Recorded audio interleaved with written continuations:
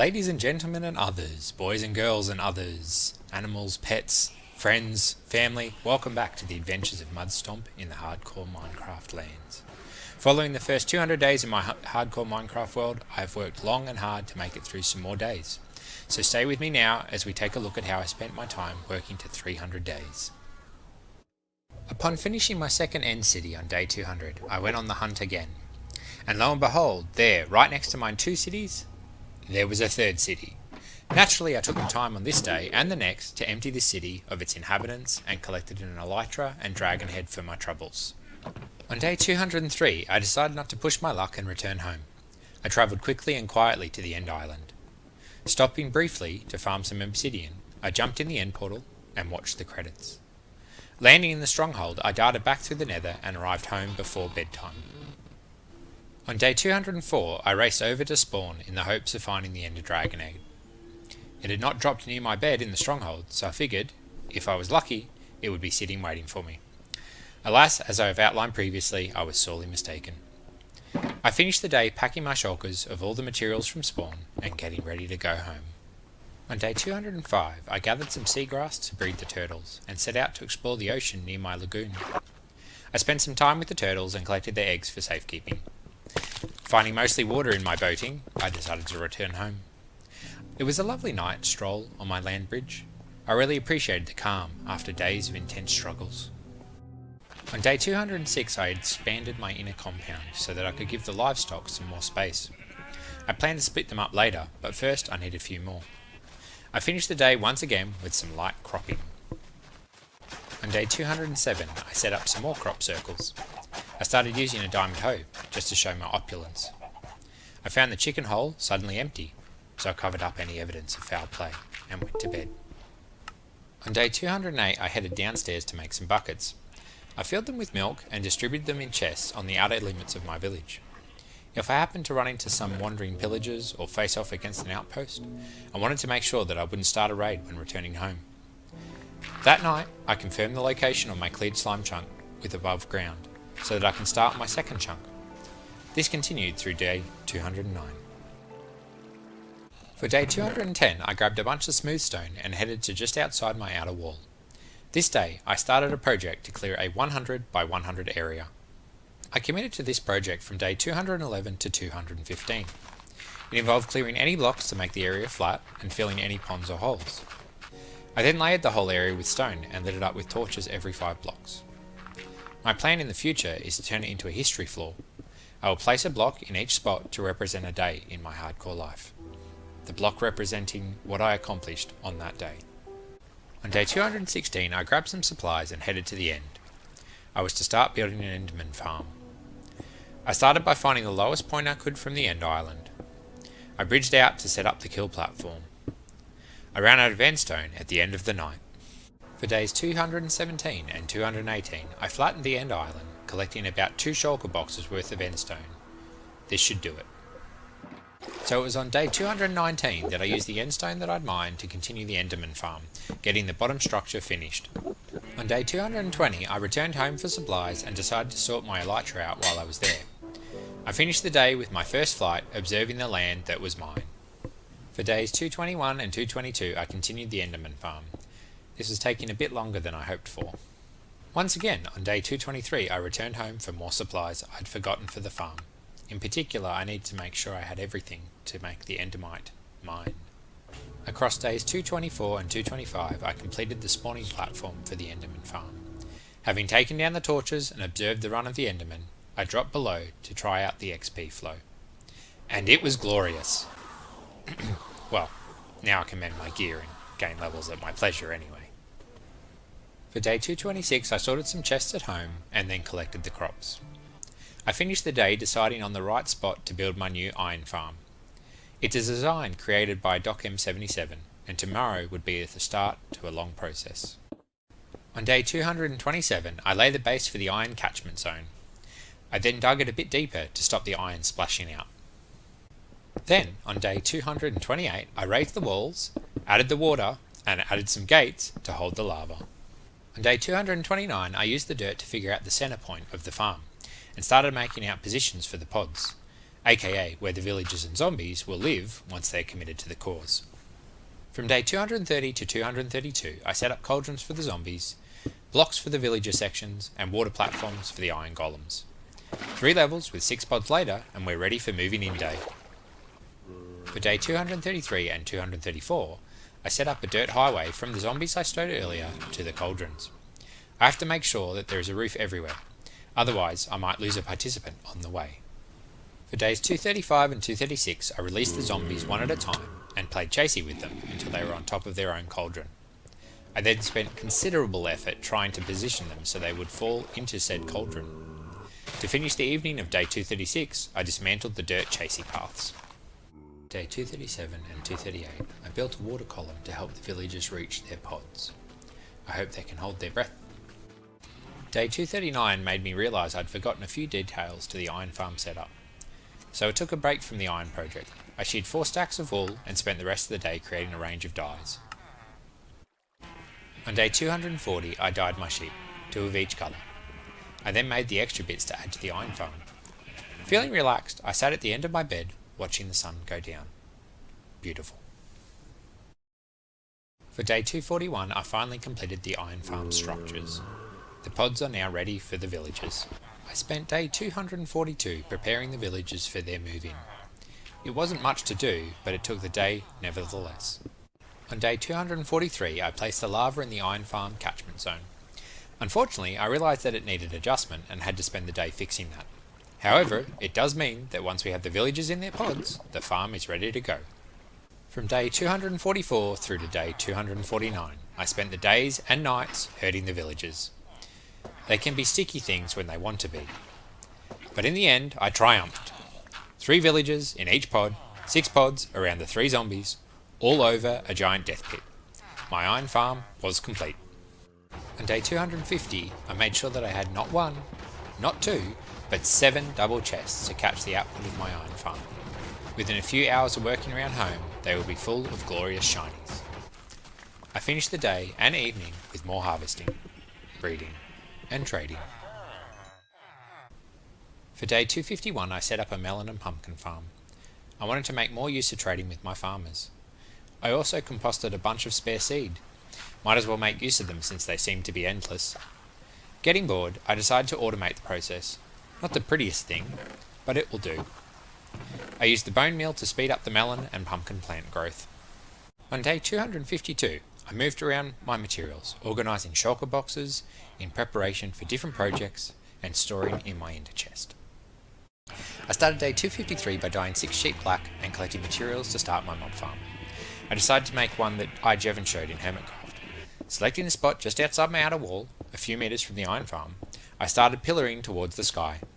Just a little bit above the cloud level, I set a small platform for the kill chamber and continued higher.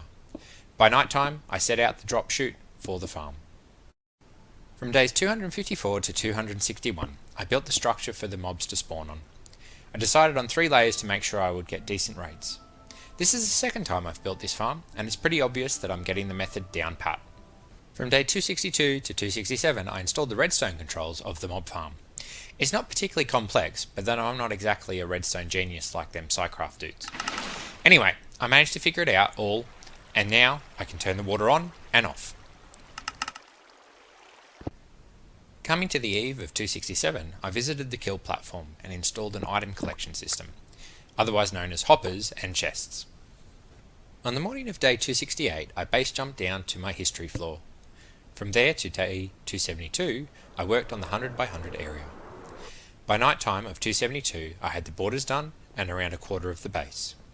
This had turned into a much larger idea than I first thought.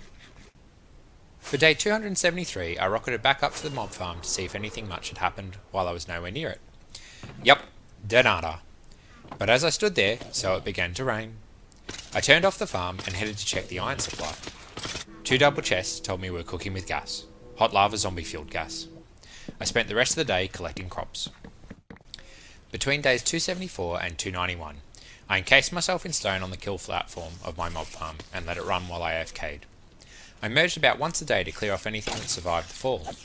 When dark fell on day 291, I collected the rewards of my efforts, sorting them into shulkers.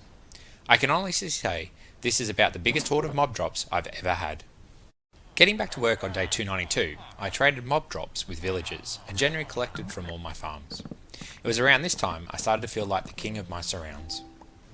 For day 293, I placed the excess poppies in the auto bone mealer. I then set about catching up on more farming.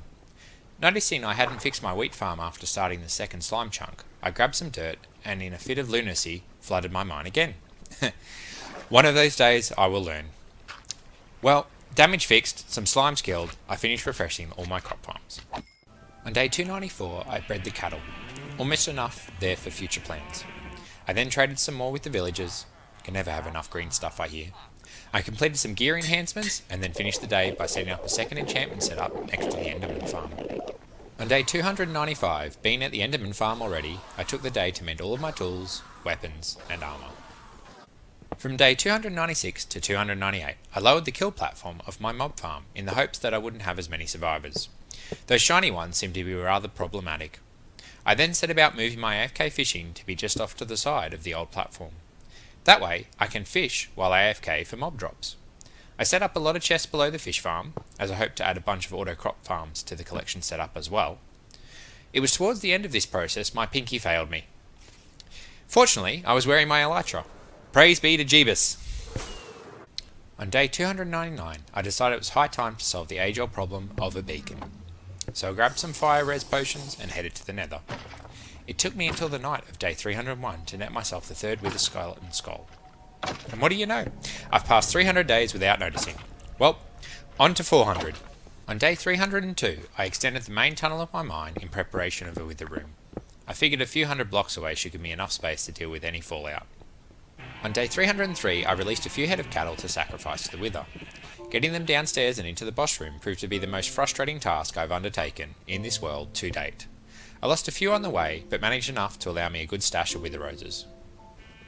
On day 304, I bred the not-so-virgin sacrifices and set up 4 soul sand. I placed the 3 heads and ran for cover. At this stage, it's probably overly cautious of me, but I wasn't taking any chances. Moving into evening, the fight was finally over and I had my first nether star. I grabbed some obsidian and made my first beacon.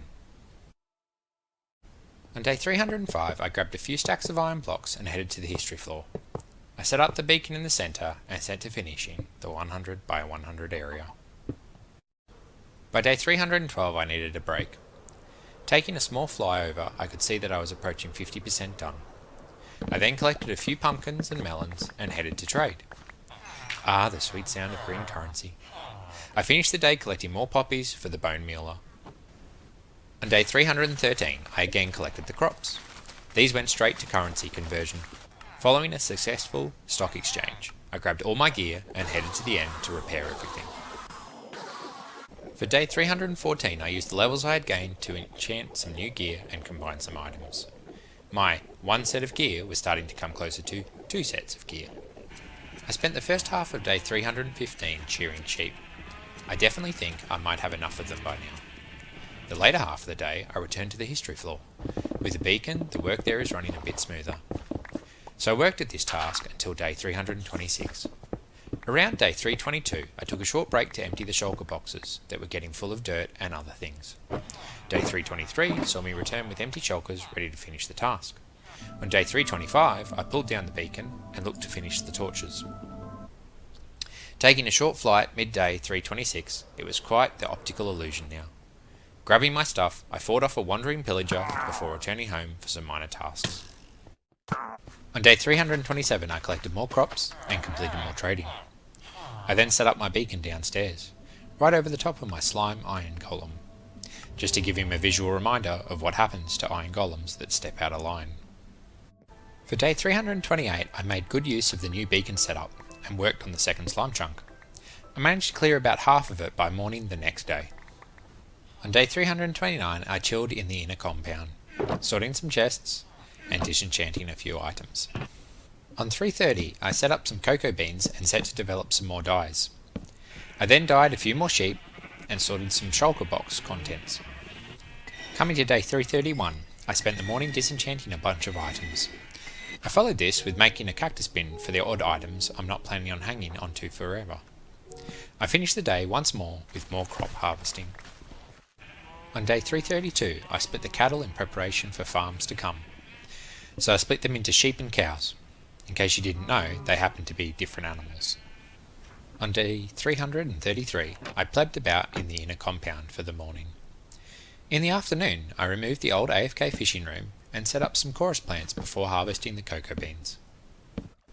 For day 334, I decided to gather supplies to build the auto crop farms next to the mob farm. I can't believe how much time I spent making observers and other redstone components.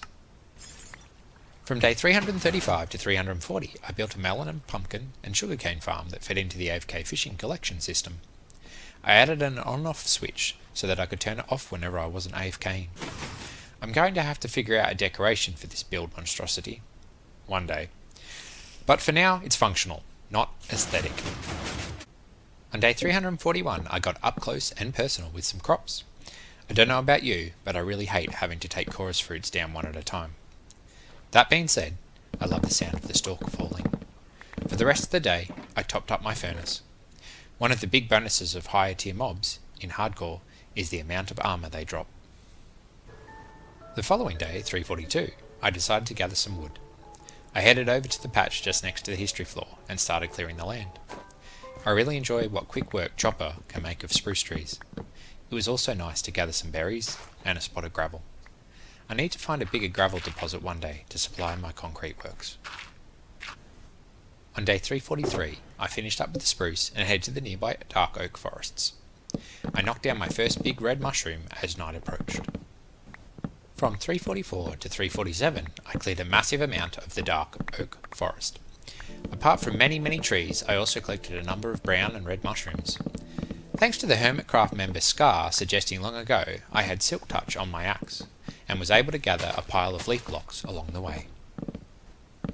For day 348, I opted for a change of scenery and a new tool.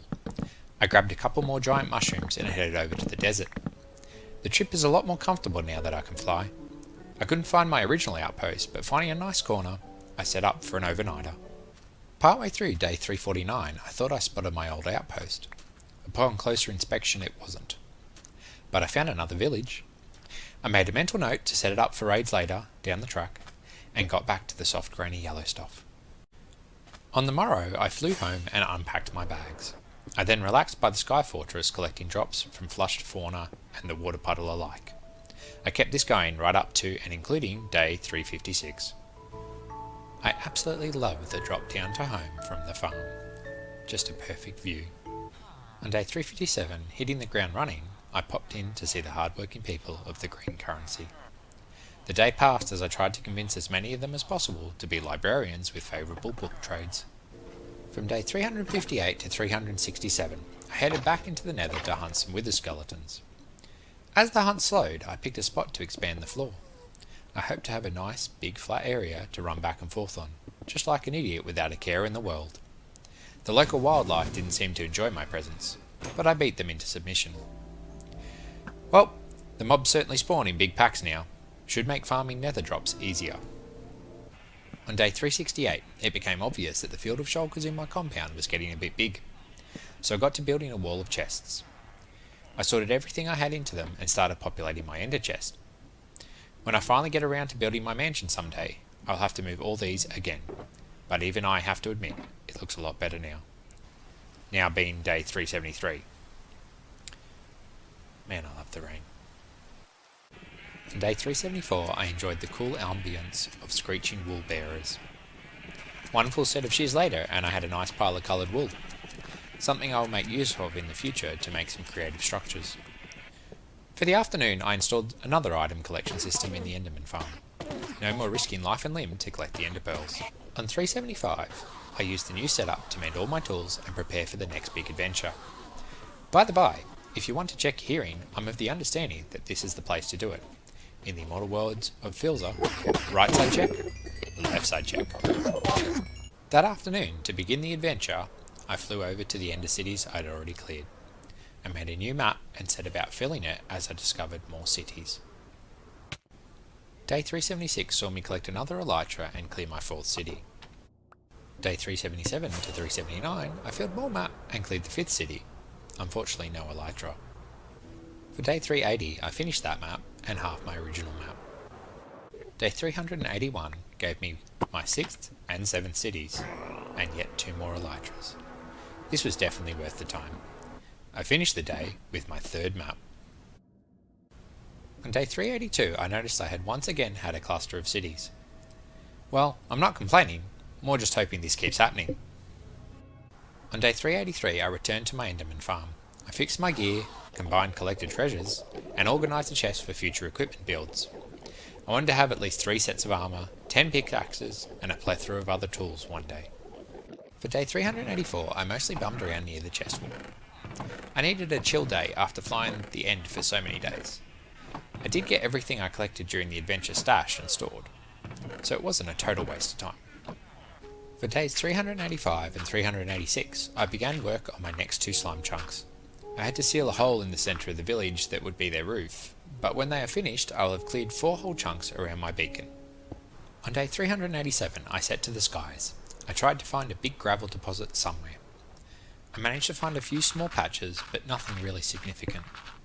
Rather disappointing, but oh well, what I gathered will do for now.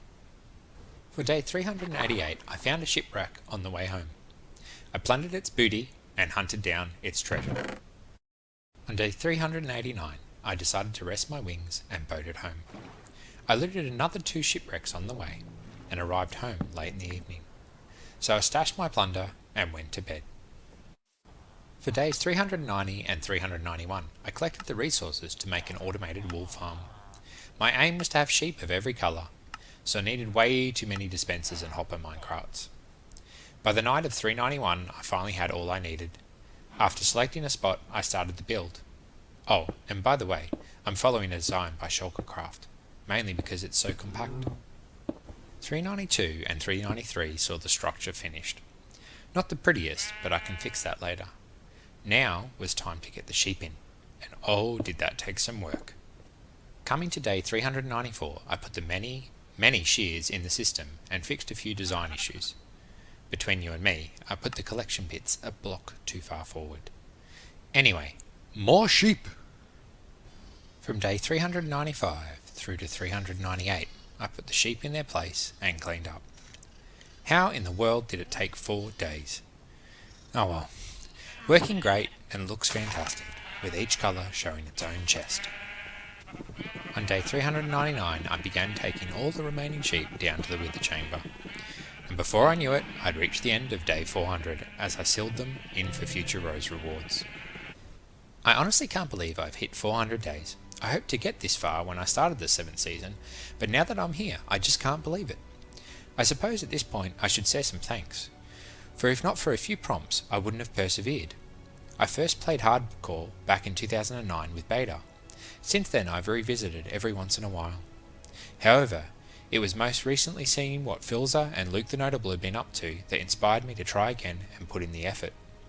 So thanks for the inspiration, guys. Well anyway, thanks everyone for watching. I hope you enjoyed the second lot of 200 days leading to 400 days of my hardcore Minecraft journey. Keep your eyes peeled as I work towards another milestone. As always, if you want to encourage me, leave a like, a comment, or subscribe. And oh yeah, and ring that bell. Until next time, Mudstomp out. So long.